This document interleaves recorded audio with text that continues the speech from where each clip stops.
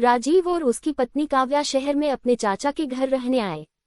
राजीव के चाचा की बहुत जायदाद थी। उनकी पत्नी इस दुनिया में नहीं थी, उनकी कोई औलाद भी नहीं थी। वे राजीव को अपने बेटे की तरह मानते थे। राजीव और काव्या जब आते हैं तो उनके घर का नौकर रामू दरवाजा खोलता है। क्या हाल है? राजीव हंसते हुए, कितने दुबले हो गए हो, किसी लड़की का चक्कर है क्या? रामू, क्या भैया आप भी, ऐसी कोई बात नहीं है। घर के अंदर जाकर नमस्ते चाचा जी। खुश रहो बेटा जी। काव्या पैर छूकर, नमस्ते चाचा जी, सदा सुहागन रहो बेटा। और बताए कैसे हैं आप? मैं तो एकदम अच्छा हूँ। तुम लोग बताओ कैसे हो? हम लोग भी ठीक है। काव्या, ये तो घर किराए पर लेने को बोल रहे थे। मैंने कहा कि जब चाचा जी का इतना बड़ा घर है तो हमें किराए पर रहने की क्या जरूरत है।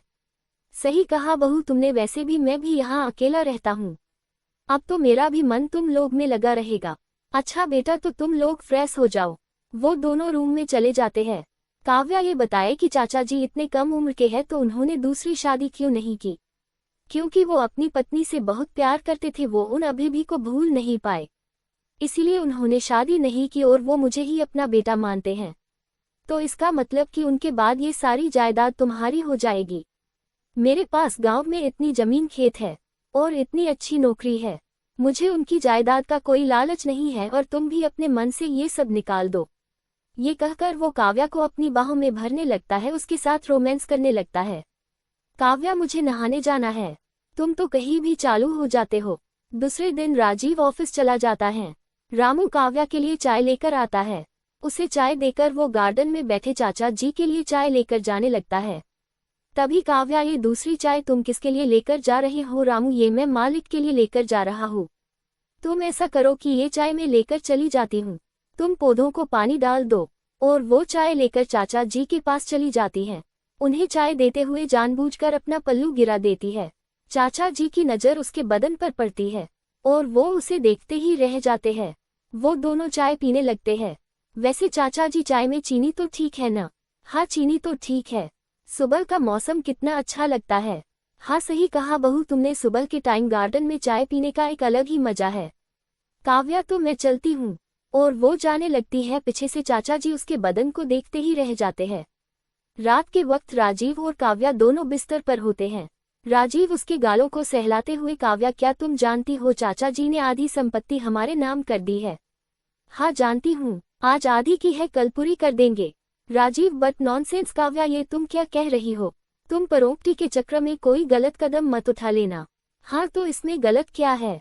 देखो काव्या, मुझे इस टॉपिक पर कोई बात नहीं करनी है। मुझे नींद आ रही है, मैं सोने जा रहा हूँ। अगले दिन, रामू, तुम ये नाश्ता चाचा जी के लिए ले जा रहे हो? रामू जी, मेम साहब, आज से चाचा जी की सारी जिम्मेदारी मेरी, तुम बाहर का काम देखना और मैं चाचा जी की देखभाल करूंगी। नाश्ता लेकर वो चाचा जी के रूम में आती हैं। चाचा जी, आपके लिए नाश्ता। वहाँ रख दो बेटा, अभी मूड नहीं है। क्यों चाचा जी? मेरे पैरों में बहुत दर्द हो रहा है। तो लाइए, मैं दबा देती हूँ। नहीं बेटा, रहने दो। वो उनके पैर दबाने लगती हैं और कहती है कि चाचा जी, आपने चाची जी के जाने के बाद दूसरी शादी क्यों नहीं की? वो क्या है न कि मैं तुम्हारी चाची को अभी तक भुला नहीं पाया, उसकी याद के सहारे अपना जीवन बिता रहा हूँ। चाचा जी, आखिर हर आदमी की अपनी एक जरूरत होती है, किसी के याद के सहारे जिंदगी तो नहीं काटी जाती। चाची जी होती तो वो आपका ख्याल रखती, आपकी सेवा करती, आपके सुख दुख में आपके साथ होती। इंसान अकेलेपन से बोर हो जाता है। अगर आप चाहे तो मैं आपके अकेलेपन को दूर कर सकती हूँ।